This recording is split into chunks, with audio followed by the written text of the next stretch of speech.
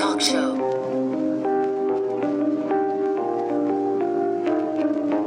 Yo, it's the Grown Kid Talk Show.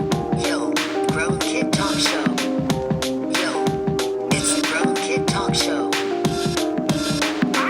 Grand Theft Auto 6 might be the first Grand Theft Auto I fully play. I know, where have I been with Grand Theft Auto? I know 5 is a success. It just never was my type of game. But I think 6 will be the way to go.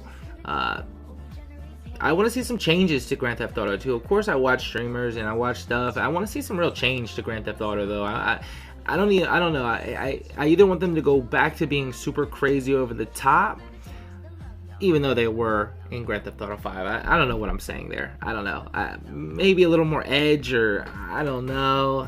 Something with Grand Theft Auto feels stagnant to me in terms of what they actually do in each of their games. But the online thing is so huge, and I think they got that right with the last one, that it's going to be right at launch. That online is going to be, top notch and top quality and amazing, coming what we expect of that online customization. I mean, the things you could do in online Grand Theft Auto 5 is just ridiculous. So hopefully they bring all of that initially with Grand Theft Auto 6, plus that great story campaign, which was what really pulled that Grand Theft Auto along to 6, and I'm on board fully. I will be playing Grand Theft Auto 6. Final Fantasy VII Remake, as you see, I stopped reading some of these. I just want to move a little quicker here, only because I do know some of this.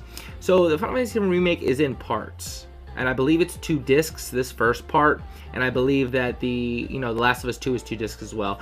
The 7 Remake will end up on the PlayStation 5 at some point because it's in installments. So it will end up on the PlayStation 5, and I do believe at some point they will release like a special edition in which it's all the installments at one time, but not on one disc.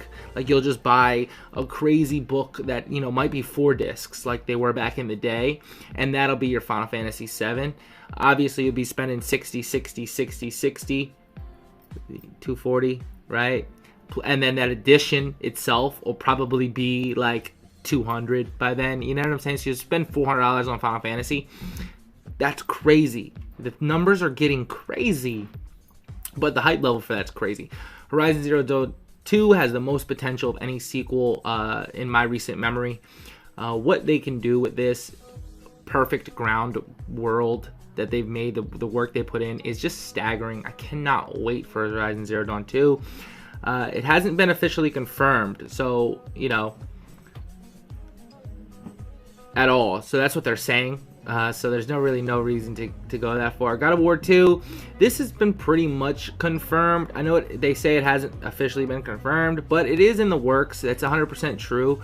I've done a video on it. Fans have found some stuff out, and it's God of War. If you didn't think God of War was getting a sequel, getting a trilogy at least, you were just sadly mistaken. Battlefield 6, no thanks. Gran Turismo. That picture looks freaking amazing. Is that real? That looks real. That's wild, guys and girls. That's wild. I don't really care for Battlefield. Again, why would I buy a Battlefield if I can play Apex Legends for free? And I say Apex because that's the one I play. But why would I pick up Battlefield? Especially if I'm already playing Rainbow Six Siege too. Like, what more can I get out of a shooting genre if I play a battle royale and I get to play, Rainbow Six? What am I really missing is the real question I have for shooters. And Battlefield 6 is no exception to that. I'm not really missing anything. Never been into driving sims, but if you're into sims, that's dope. Yes, I would love to play with a wheel and a pedal and a shift on a PlayStation 5 4K with the potential of 8K. That is insane.